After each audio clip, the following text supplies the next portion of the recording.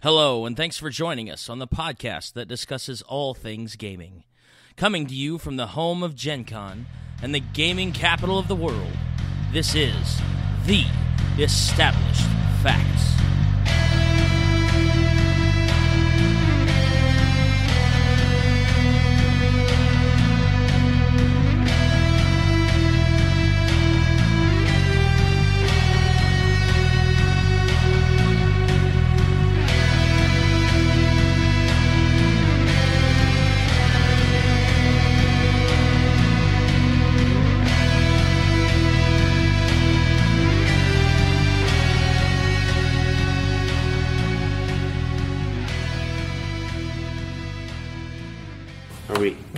Yeah, I'm going to spin the dial now. Are we recording? Yeah, we are. Okay.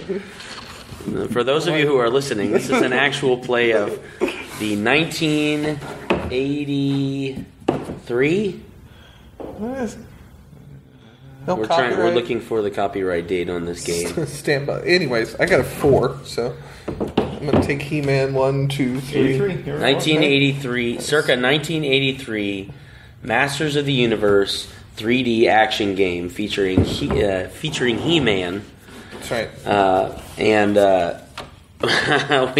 we were at a small get-together with some friends of ours a few weeks ago and played this game. Lance had it in his closet hiding under a foot of dust for like 30 years. Actually, technically, it was in my parents' garage for the past 20. Nice. Okay. Well, I was close. Good place for it. And he brought this game out, and it was the surprise hit of the weekend. I'm spinning. And so there's a...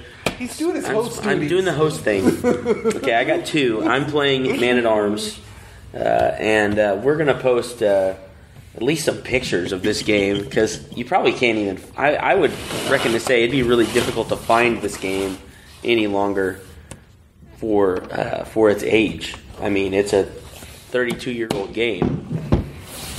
3. But 1, 2, 3. It's literally just... Go ahead, 1 space. Look at that. It's literally, it's from ages 5 to 10. So the rules are very simple. Oh, you're taking the base off of that guy? Yeah. Nobody cares about Beast Man. That's right. Oh, man. 1. Power Sword. Power Sword. Again. What's fun about this game is everything. Spin the board. So there are certain locations on the board that when you land on them, the board literally spins 90 degrees, and it changes the orientation of every character on the board. So you may be at the start, and then all of a sudden you may be at the end. So it's a lot of fun. Again, we'll definitely show some pictures and things like that. Hopefully we can find a link. Maybe we can find a link on eBay or something for one of these games. Good Lord. Yeah, safe. So speaking of, we're going to maybe work on introducing everybody now. Okay, so obviously this is your host, Big Don. And we have at the table... this is Josh. There you go. Give us a direction. Oh, sorry. It doesn't really matter. I know, but... Star Wars. There's only 3 of us. And I'm Lance. And this is Lance. That's right. How you doing? And while we're playing this game, we're going to attempt to talk a little bit about our after-the-fact BillCon. And again, BillCon is... I landed on Tila. I landed on a mounted Tila. She's on a horse. I know. Rats. Lose a turn, Joshy. Dang it. So, again, a few weeks ago, we joined several friends of ours in a... I can't count. You're on yourself now. We joined some friends of ours in a little town in Indiana. Oh, look at that. And He-Man wins. Okay. He-Man makes it to Catholic race call. Now we can actually start the show. We can actually focus a little bit more now. Lance brought the game in, so we had to play it. Again, like I said, it was pretty much the surprise hit of the weekend. How many people did we have play this game? Like 10 or 12? Over the course, I know that all the characters that I have still were represented. So there's Tila, there's He-Man, there's Man-at-Arms, Skeletor, Beastman, and Merman. So 6 people can play at a time. And I know that at least there were 4 full games that were played. Right. So, yeah. That many. Do the math. Lots of fun. It was 5 of us the first night. I think you had 6 for the second time you were playing, so at least 11 people. Right. 10 or 11 people. Lots of fun. And it's just a very simple, silly, fun game. And it says ages 5 to 10, but, sitting around the table with a bunch of 30-year-olds playing this silly game and having the time of our life is pretty ridiculously awesome. It was a good time. Yeah. So, anyway, thank you for joining us for our rambling after the fact / actual play of Masters of the Universe and our BillCon 2015 episode. So will this be an after the factor play? Sounds good. Oh, okay. After the factor play. Yeah, I don't know. Okay. Lance is giving me the look. Yeah. Anyway, so we know that we have missed you guys for a couple months at this. I mean, we're a day on off. And off. We're a day off. We've had stuff in the can. Yeah. I think the last time you had stuff in the can. That's right. Yeah.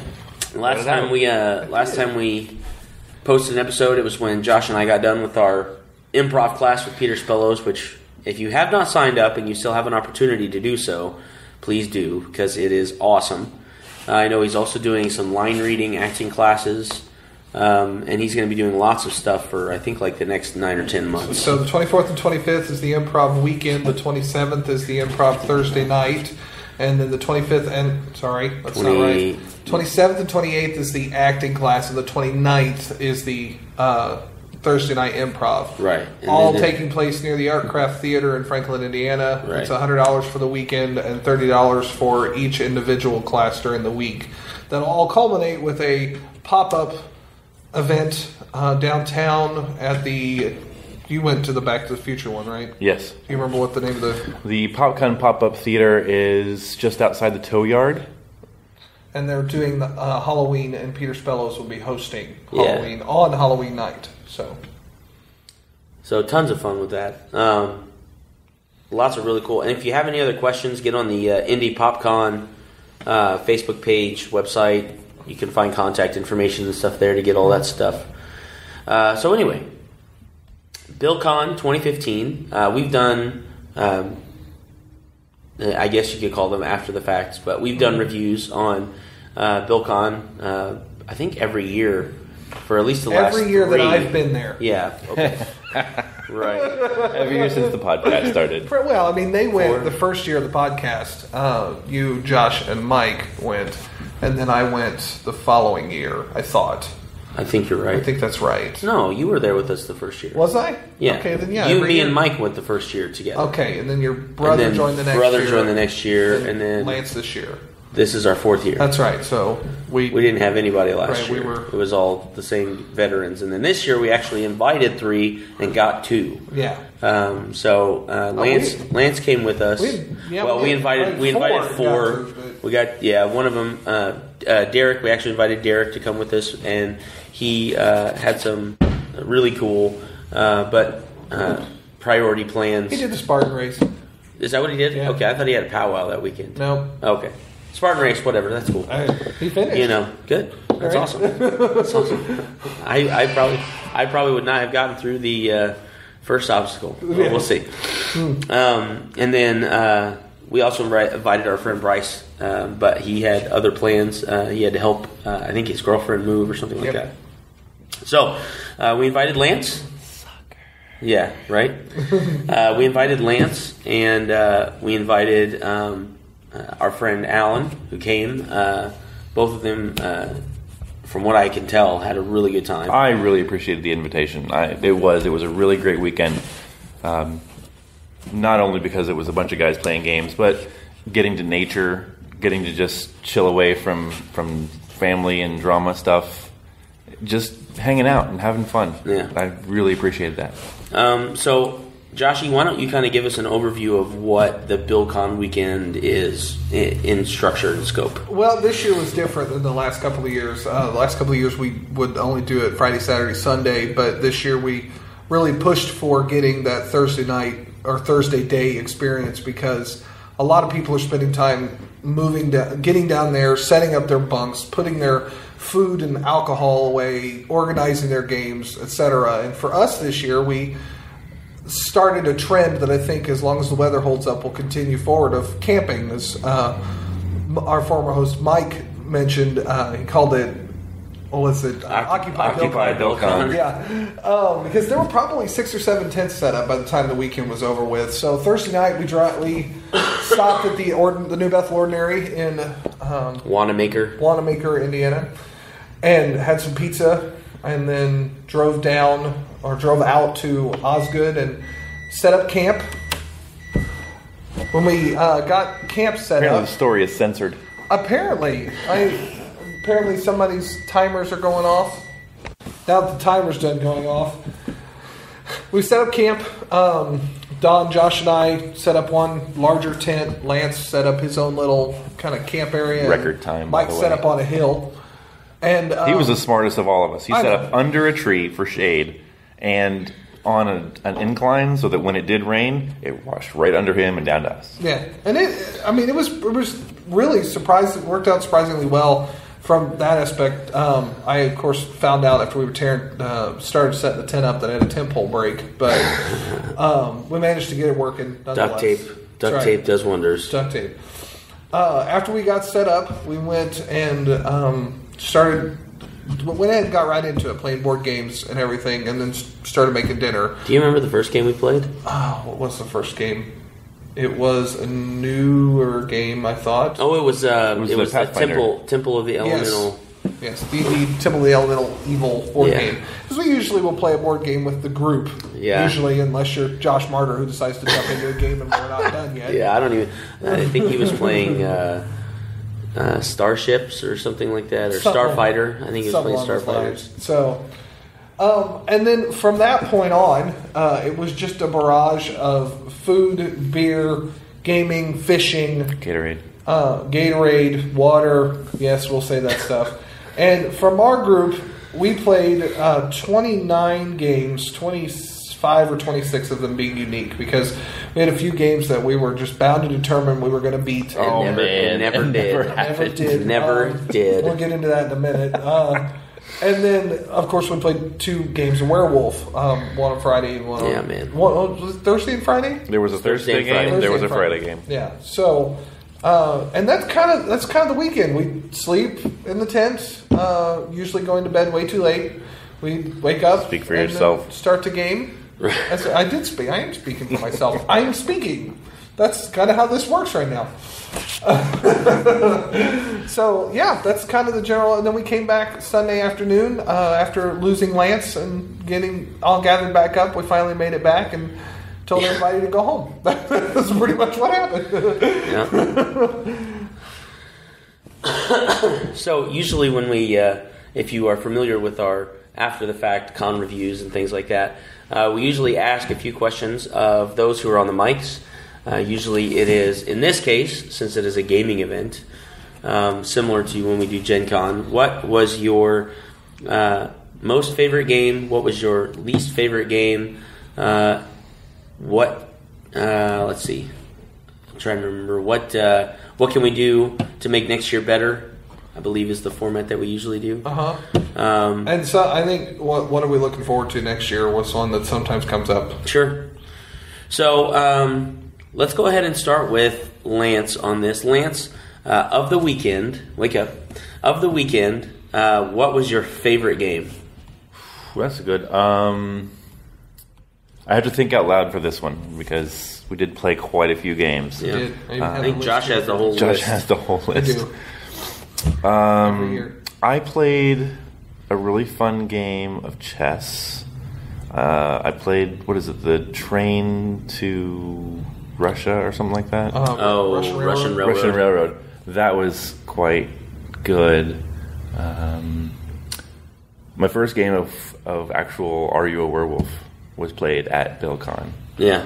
Yeah, so that was quite nice.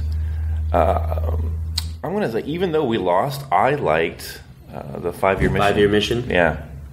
And the reason I say we lost, we played this game, Four times. Four times. 3 times is the Next Generation, once is the original series. It is basically a game in which you play a crew member of the Starship Enterprise, either Next Generation or original series. And your job is to basically solve problems that happen with the ship by rolling dice. Yeah. And the dice have to match pictures of dice on certain cards that you flip over for blue alert, a yellow alert, or a red alert.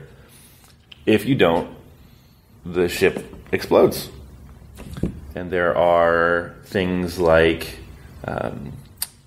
what's that called when you have to solve this one first? Prime directives. The prime directives. If you pull one of those, even if you can solve others, you have to solve the prime directive first, so your roll gets wasted. Or there are some where a blue alert will then trigger a yellow alert, which will then trigger a red alert, so you've burned 3 cards. There are a lot of ways to lose this game, very few ways to win. Yeah. At least in a big party. Apparently, Don played it. Yeah, we played it later. We played it about a week or so later, myself and my brother and our friend Alan, and we ended up beating it without any failures. But I think it's because when you play with a smaller group, you have less dice to worry about, or you have less missions coming out, so you can concentrate a little bit more on how the dice are being used and things like that. So the trick is don't have a Uhura. Right. Right. Or Deanna Troi, apparently. Deanna Troi. She's garbage. As a character in the game. Oh, yeah. She's great in the series. I just don't want to bring upon the troll lords of the internet on that one. Yeah. I think for us, the hardest part about that game is there is a mission that we had come up twice. Oh, yeah.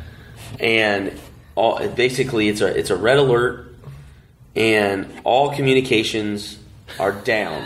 Okay, so we had to house rule this thing because when you're playing with 7 people and you have to spread everybody out on a big table, not everybody can see what's going on at all times. And so we were using, obviously we know that sign language and body language and things like that are types of communication. Tapping. Right. But in order for the 7 people to be able to actually play the game in a fully functional manner, we had to be able to use some sort of like communication, I guess. Yeah. So our house rule was that when comms go down, you just can't talk.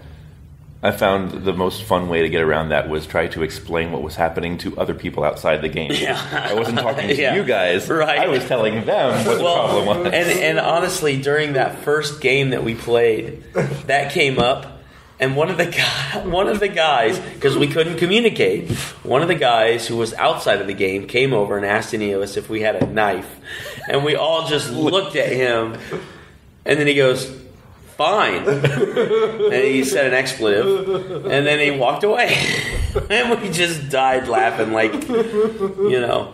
So anyway, okay. So 5-year mission is Lance's. Yeah, a part of that is though that when Bill did come over and start talking about the game, he immediately said, "You guys made 2 mistakes," or something like that. Like 2 mistakes were made. Yeah. And I chimed in right away with, opening the game and setting up the board. Yeah. Not turning away and running when it came out. Oh, goodness. So, Joshy, favorite game for the weekend? Yeah, a couple close ones here. We had a really good game of The Captain is Dead that we actually lost. Which one? It'd been a while since we'd lost at the Captain first is one, Dead. the first one we lost. But then we tried out Did we play with a full crew on that one? Full crew. Yeah. Still lost. Then we tried out episode 2 with the veteran abilities. Good and Lord. Beat it in 10 rounds. 10 rounds. 10 turns. Yeah. 10 turns. 1 turn. And it was over. Each one. Yeah. Only the first 3 crewmen got more than 1 turn. Yes, it was ridiculous. It was good, but I tell you one that I really enjoyed was Bring Out Your Dead. Yeah. That was a fun one. That's an upper deck game. Upper deck, yeah. And the premise behind it is you're literally, imagine like worker placement, but you're really placing graves. Yeah, you're an undertaker. Okay. You're dropping bodies basically in this set of grave plots, and you have different abilities. Like I'm gonna move my move this coffin over here, or I'm going to take his coffin and swap it with mine, or stuff along those lines. So, and when the game's over with, certain regions, if you control the majority, you get more points. And then at the end, it's whoever has most victory points wins the game.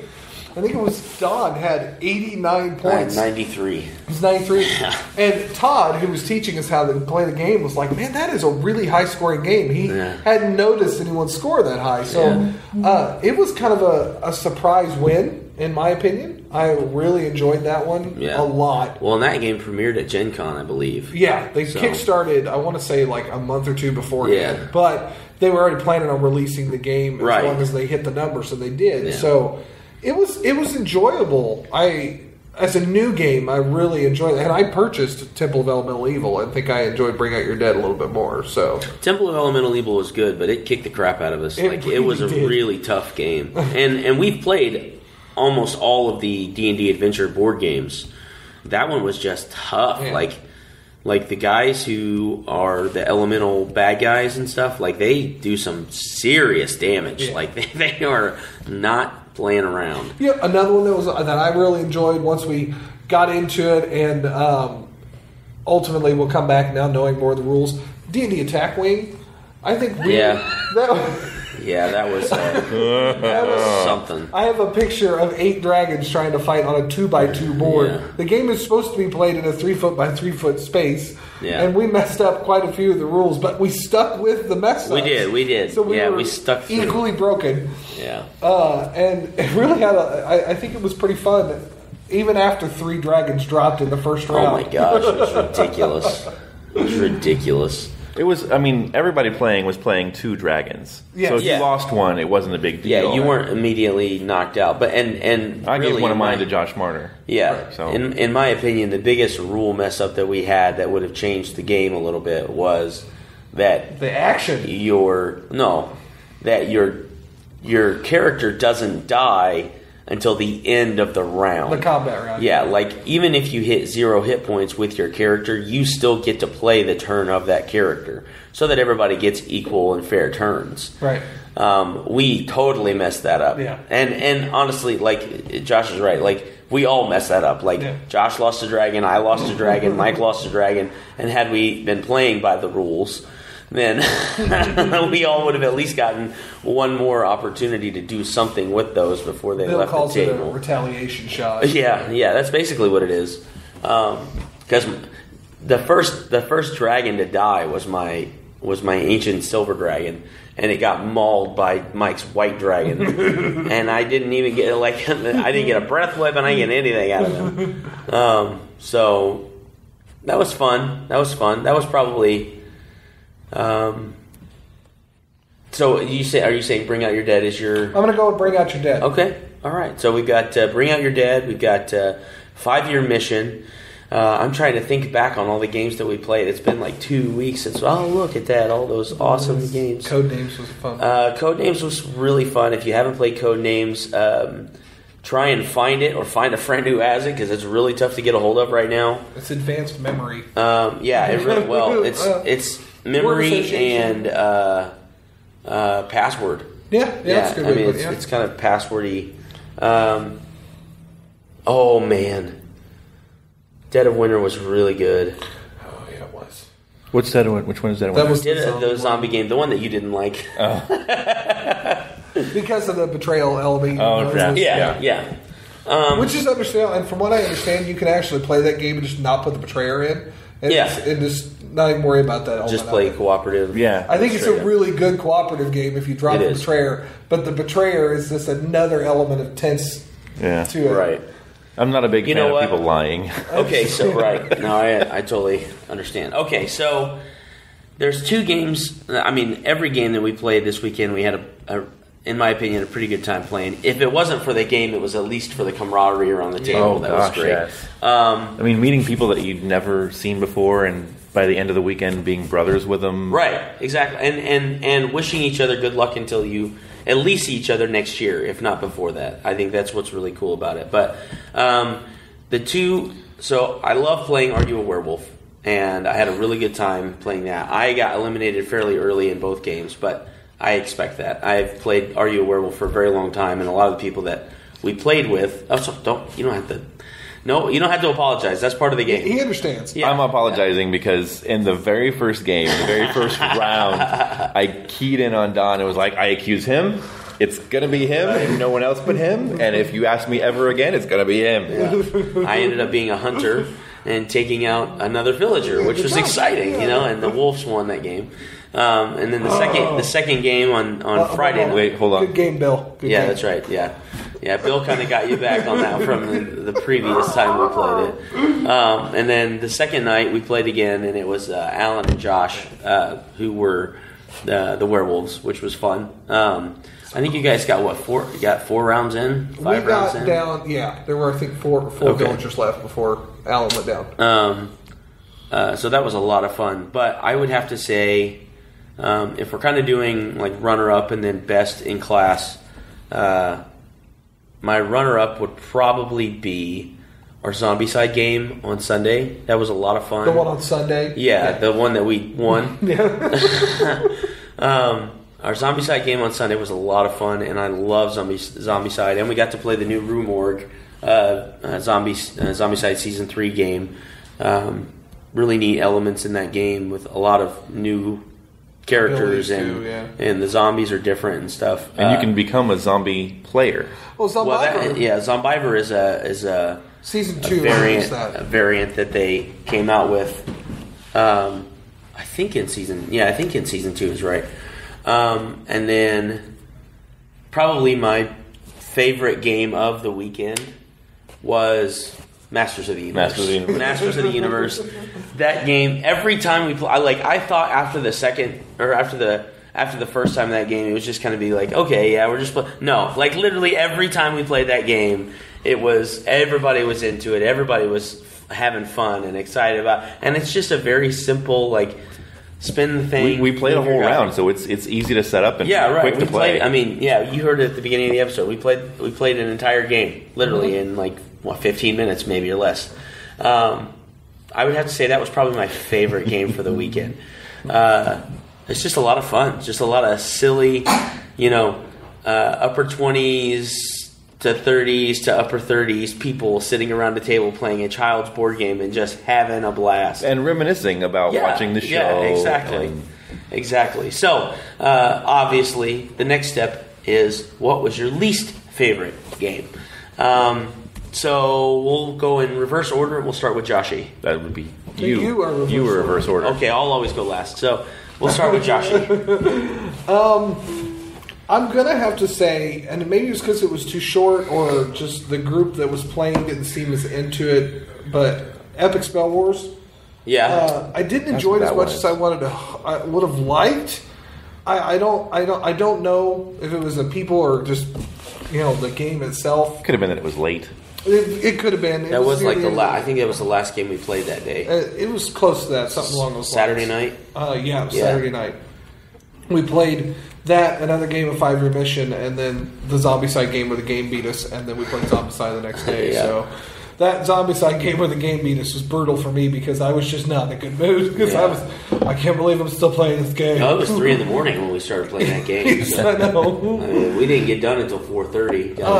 But yeah, I think Epic Spell Wars you really got to be into the character element of it. Yeah, that's what sells that game really well. I think so, and I think played with the right group of people, it really could stand on its own to me. But I understand why people enjoy it. Otherwise, it's just another card game. That was why for me. Yeah. So, Lance. Again, I'm gonna have to think out loud for this one because there were quite a few games that I played. The fishing game, I lost every time we played.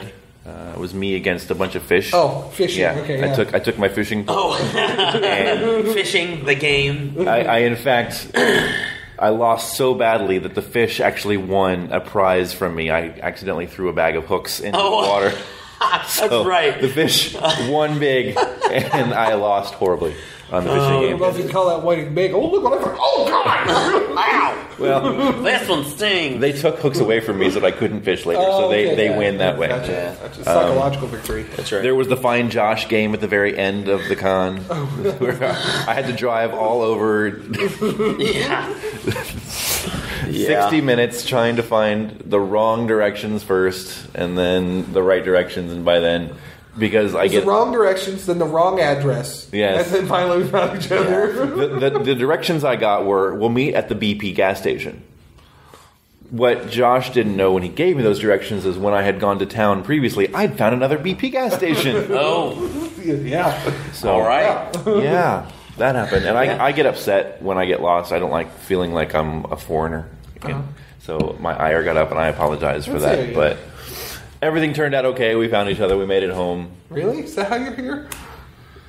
Sorry. Oh, go ahead. Punch him in the face. I want to. But it's been a good day so far.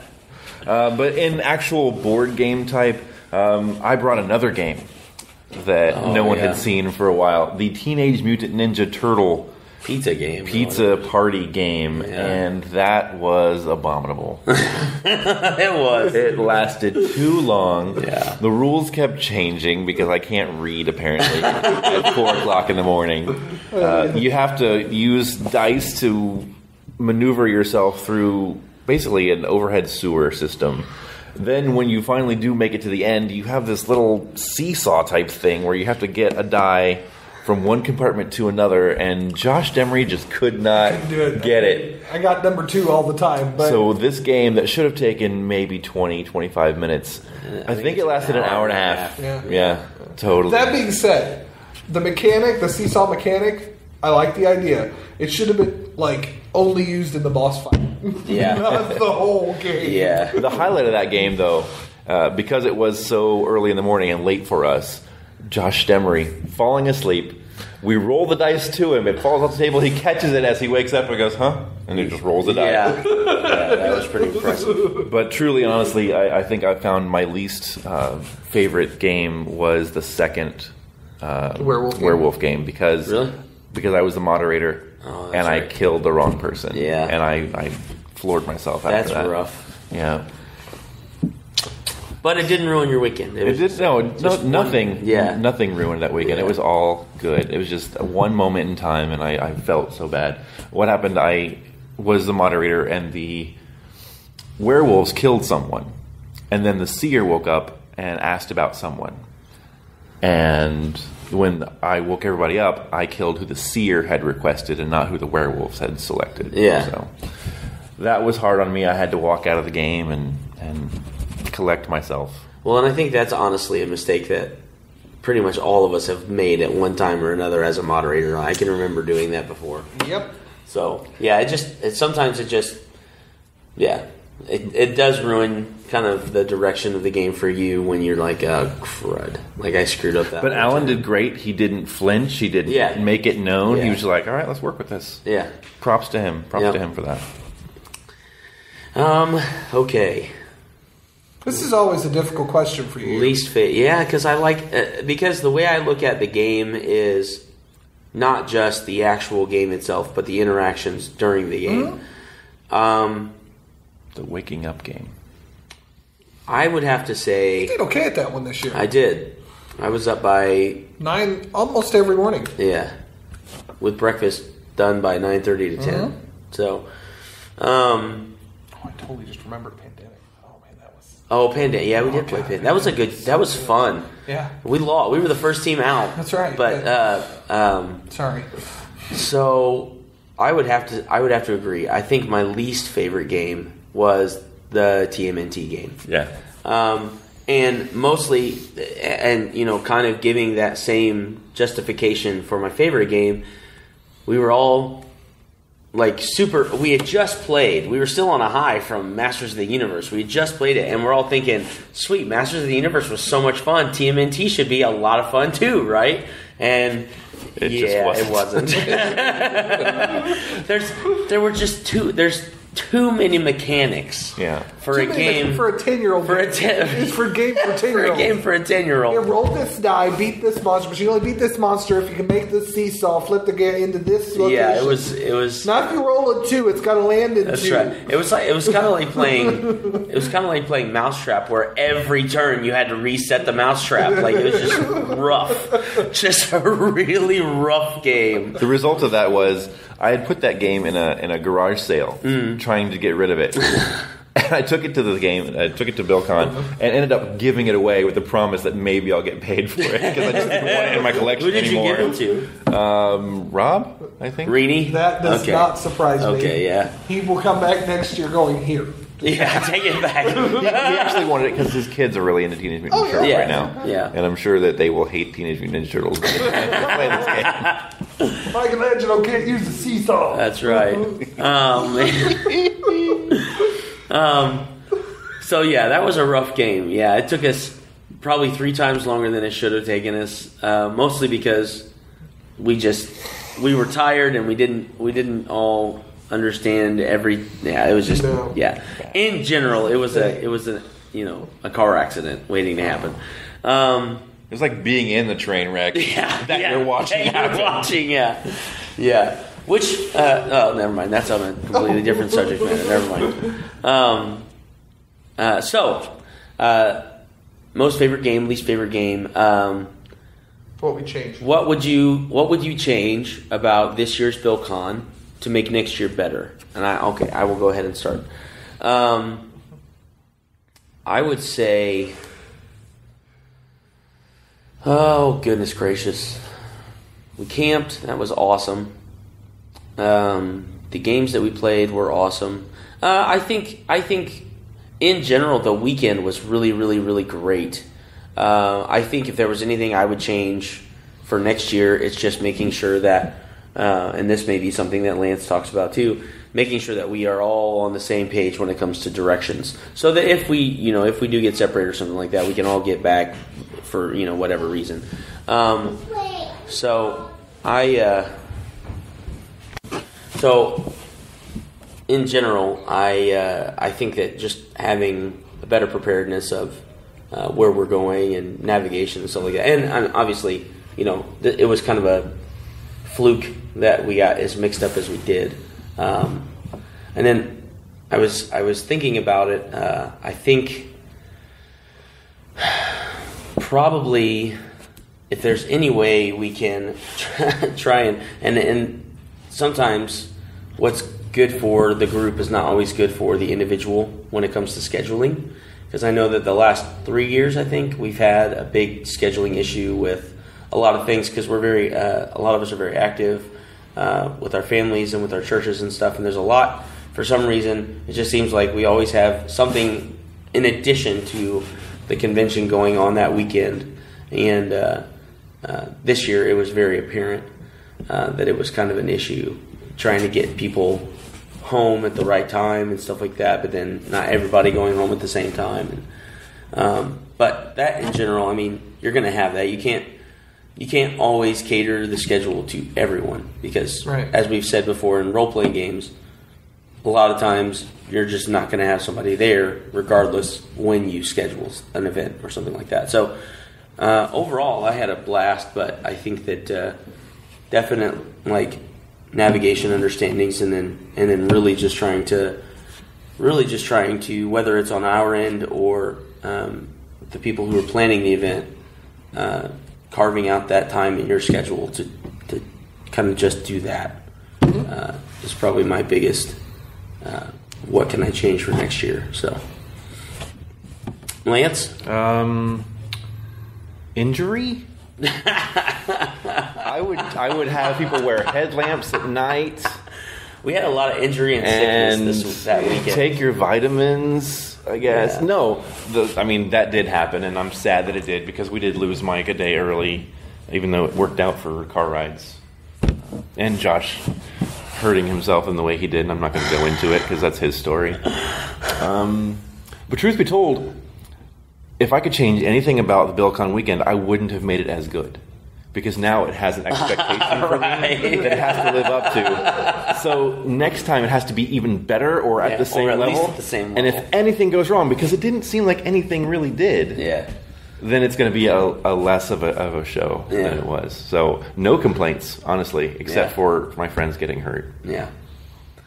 Josh? Well, we talked with Bill afterwards, and a lot about this year. I liked Bill's phrasing. He was like, this is the most fun he's had in the 6 years he's done it.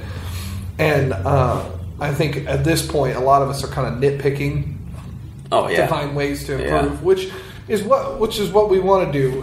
Bill called me on the Tuesday after, just going to check in, see what we talked about, because normally we do this kind of recap on the way home. Right after, But we were in two vehicles, which was the smartest decision we've made so far. And I know we had a bunch of stuff in both vehicles, but I'm telling you, trying to stuff, because we had roughly the equivalent, and trying to stuff that in one vehicle would have killed us.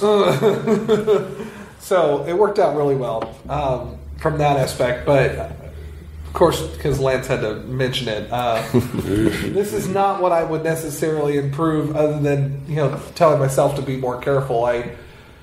Walking up to a gravel driveway, there's a stone kind of perimeter around it, and apparently I didn't lift my left leg high enough and tripped and fell chest first onto the gravel driveway, and have been dealing with some sort of either bruised muscle or bruised, maybe cracked rib for the last week and a half. And I'm finally going to the doctor in a couple of days to have it taken a look at. But that would be me just paying more attention to my surroundings. Right.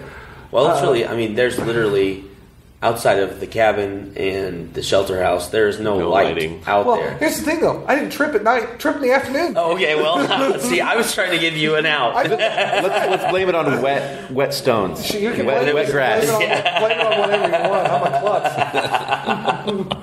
klutz. At least I can admit that. There you go. But another thing Bill mentioned, which I do agree with, we've said this every year now, and I really do think it would be a good thing to plan a meal together. I agree. Even if it's just calling the local pizza joint. Like a group, everybody meal instead of just our group. Right. Yeah. And, have them bring in some pizzas, or somebody go into town and pick up the pizzas. That would be cool.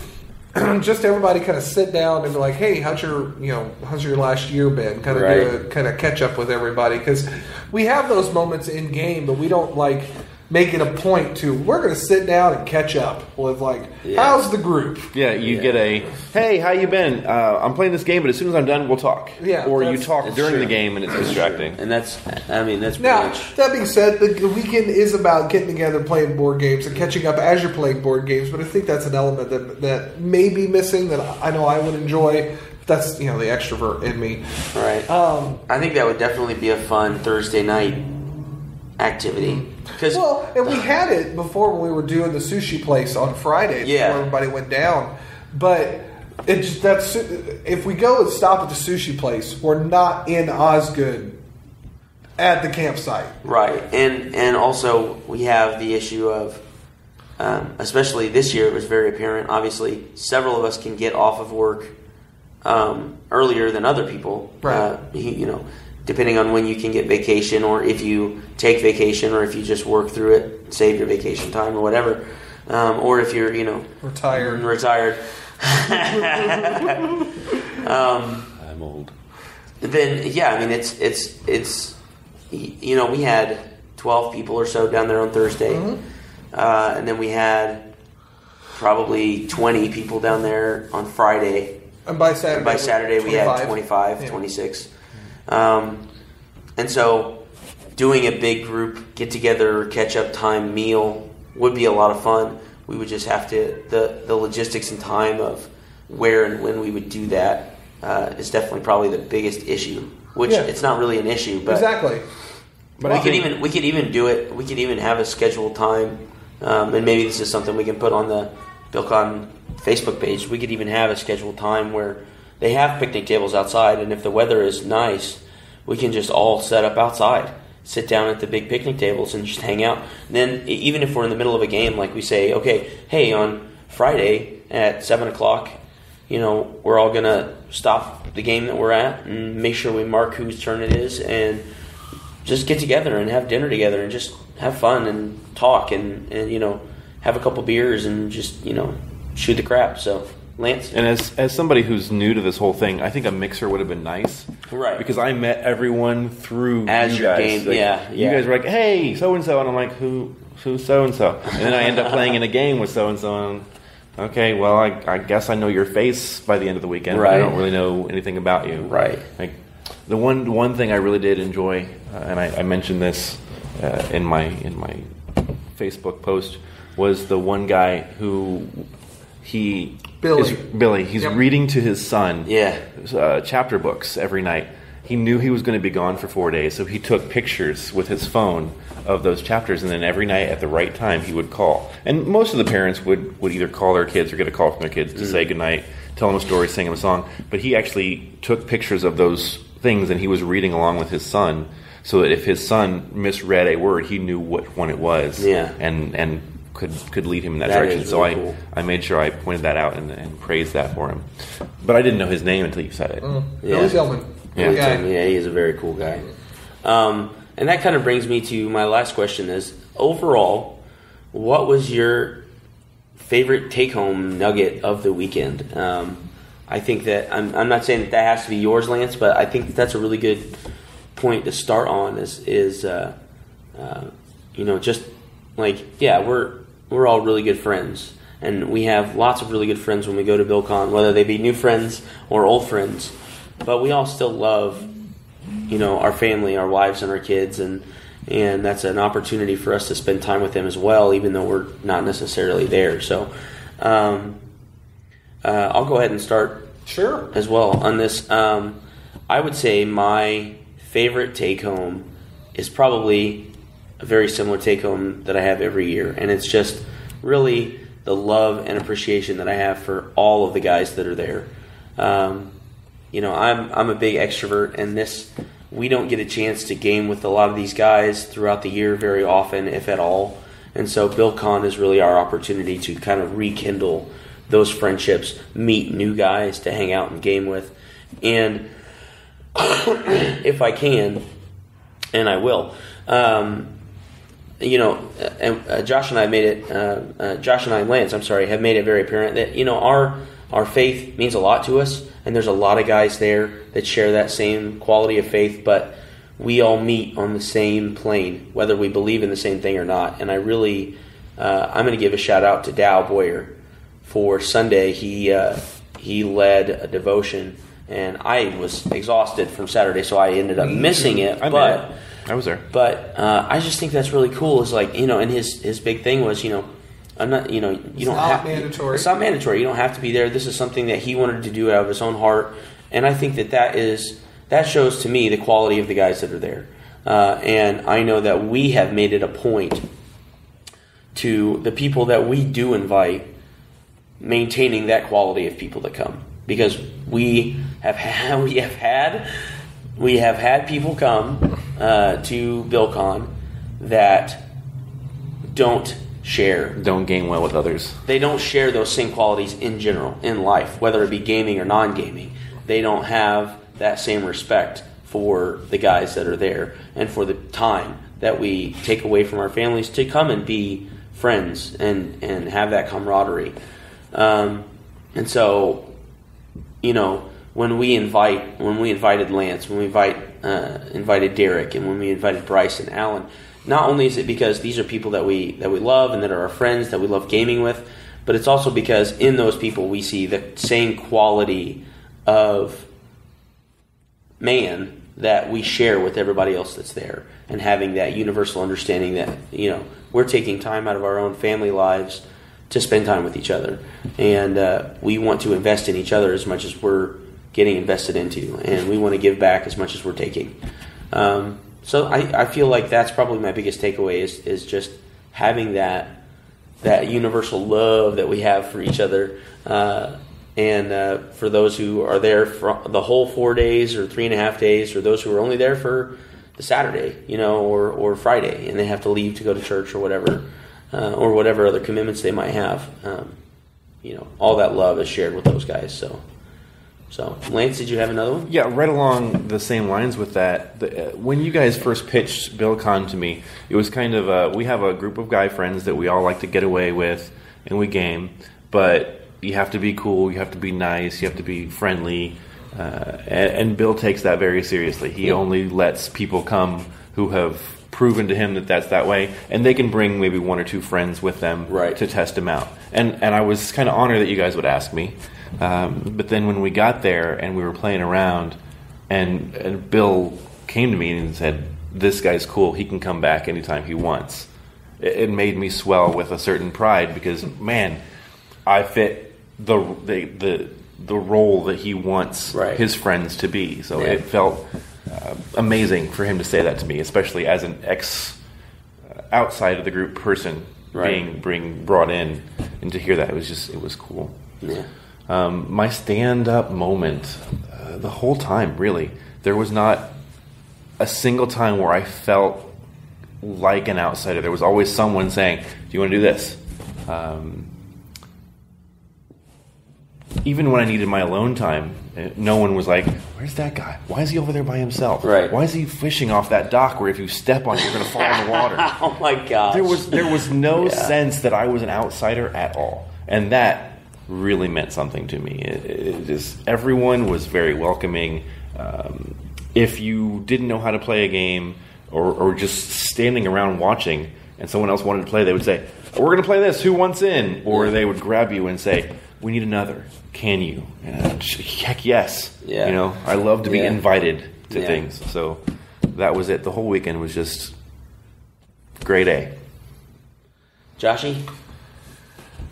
The majority of the plan went off without a hitch, and my wife is a big planner, and for me, when it comes to certain events, Gen Con, the conventions in particular, I kind of find a strength in finding the plan and following it to the best of its ability, because without some plans, it presents chaos. And BillCon, the first year we went, it was like, we're just going to bring $400 worth of food.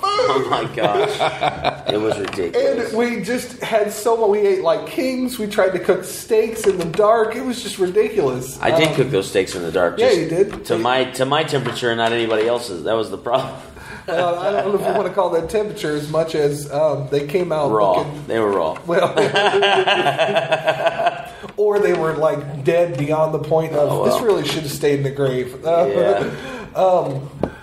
But the plan really kind of went really smoothly, which meant that we didn't have to argue about things. It was like, look, this is what we're going to have tonight. We made a few changes here or there just to make things work out, and that meant a lot to me. That there wasn't really any arguing or just dissonance between our group. We locked in and said, you know what, this is what we're going to do. We're going to make it get together. We left on time. Holy crap, we left on time. Yeah. All of the cars. We did. Did we have to leave and come back for something? We did have to come back for something. We still left on time. We still left on time. All right.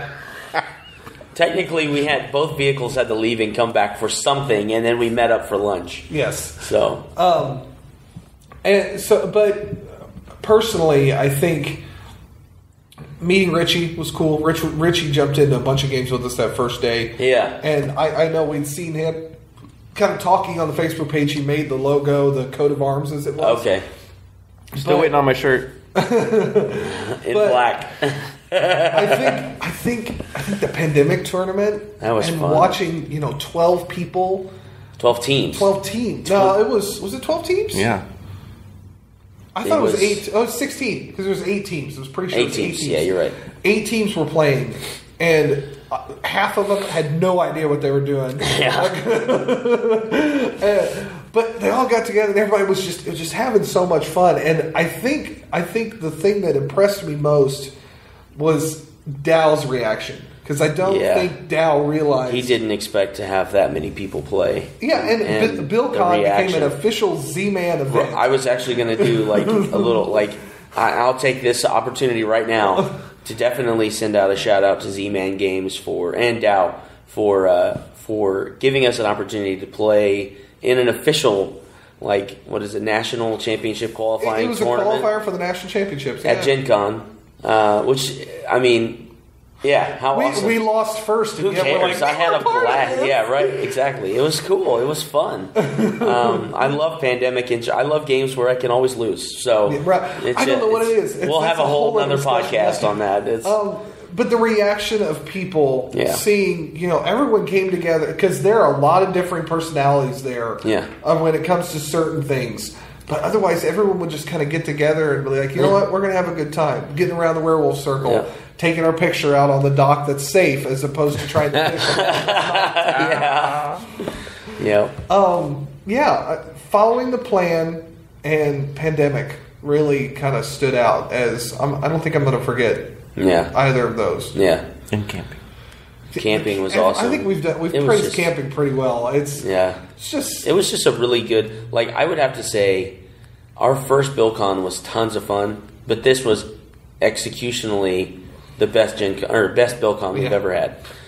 We stayed within our budget for food and drink. We kept a pretty close schedule when it came to transportation and things like that. Sunday was a little bit of a fluke, but I mean, it's no big deal. We all got home safe and we had a good time, and our families missed us when we got there. Everybody was excited to see us, and that's I joke with my wife all the time. It's sometimes you need a little bit of a break, even just from your spouse. How can I miss you if you won't go away? Exactly, and that's what I tell my wife. I said, I just want you to know that by the time I get done on Sunday, I'm ready to come home and see my wife and kids. And to me, that's even more about the experience of I'm spending time with people that I love to spend time with, but at home there's more people that I want to spend time with. And so you kind of get that enough separation over that 3.5, 4 days to really come home and appreciate what you have there, and also continue to reminisce on what you had at the weekend.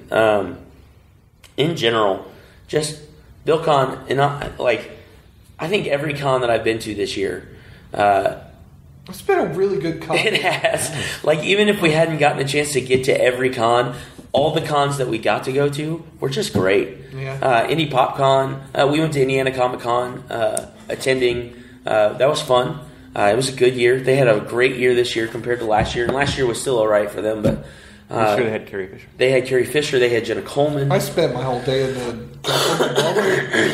yeah. So that was an awesome turnout. Yes. Yeah. And then Indy PopCon was so much fun.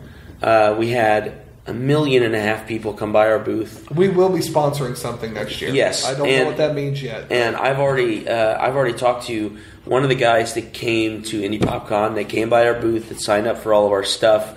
I work with. His name's Justin, and his brother both came. They got autographs from Edward James Olmos and John Delancey, Sam Jones. They're big older movie fans, and so and older 90s series fans, and so they really got into you all right?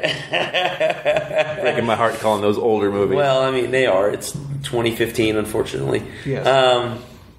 So they got they had a really good time, but one thing that they said that they really enjoyed, the energy of when we had our big grand prize drawing on Sunday, and I told them that I am going to make it a point to get a hold of more than just White Flag Games, see if we can get some more sponsorships, and that way we can do a drawing on Friday and Saturday and do a big one on Sunday. Because I just think that, one reason why we do this is because we want to give back as much as we've been given, just like at BillCon. And we want to show appreciation for the people who just come by and talk to us. Speaking of that, yes. BillCon raising over $100, and I think another $100 was raised online for Extra Life charity. Oh yeah. With the raffle, the auction. And next year the auction this year, and next year I think 5 or 10% of the raffle that was done is going to go towards it. Yeah. And I know Tim Norris couldn't make it, but Asmodee put up 4 games or something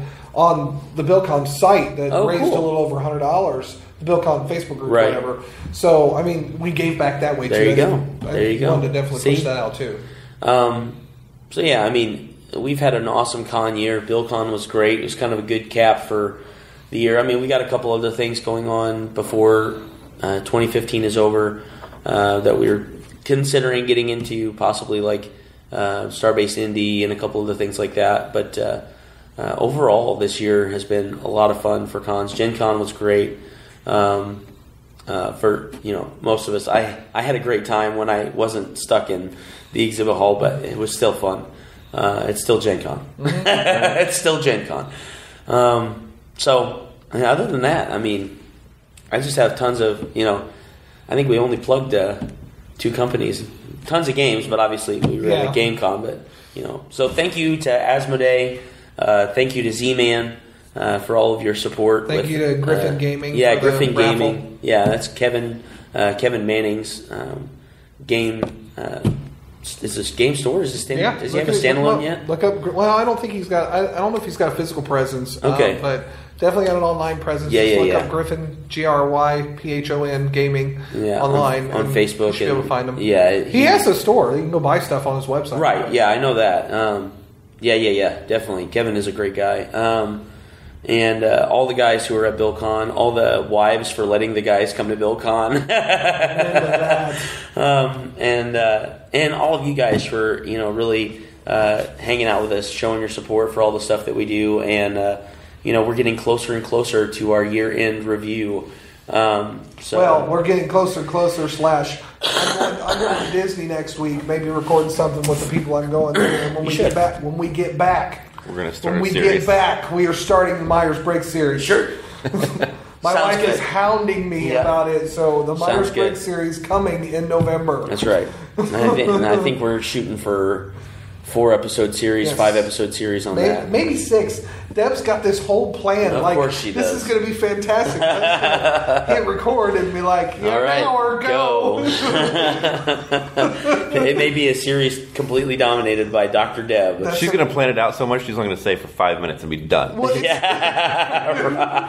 Well, or she's going to have to work half of them, and we're going to have to wing it. So. Well, you're going to hear some voices you haven't heard in a while, possibly a few voices that you've never heard before, because they're trying to look at each of the temperaments, not just the extrovert, introvert, the 4 categories, but the temperaments that make up combinations. And she wants to have as many people represented in those temperaments. The funny thing is the temperament that Donald and I are a part of. I think of the podcast, like the core 6 or 7 people, 5 of us fit in that category. It's going to be interesting to get a few more voices in and to see where Myers-Briggs can have an impact on gaming from there out. So I mean, we kind of touched on it at the Drury for Fear the Con this last year with personalities in characters and in gaming. And there you go, kicked in the dice bags. That's right. Got your plug. Kicked in the dice bags and not safe for work. Not safe for work. Yeah. So anyway, we love you guys. This is our after the factor play of Masters of the Universe / BillCon 2015 review. We love you guys, and we can't wait to hear from you. Please get online. Let us know what you think of the episode and in general, just a lot of our content. We've got a lot of fun stuff coming out. And again, plug for Indie PopCon and Peter Spellows. If you are interested in any of the improv stuff, definitely check out their Facebook site. We will have links on our website and on our Facebook page. And other than that, we love you guys. And we will talk to you later. All right. Bye. All right, Man-at-Arms, spin.